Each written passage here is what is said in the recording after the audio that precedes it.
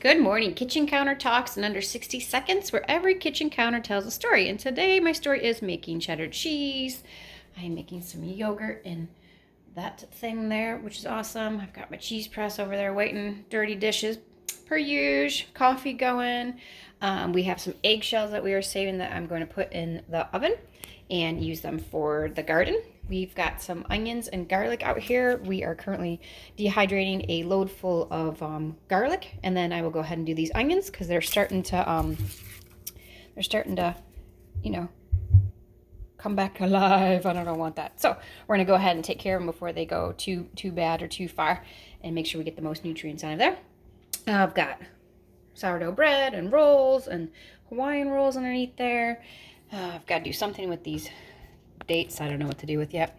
Got the sourdough starter back there. Currently making some more buttermilk. Some stuff on here. So see ya.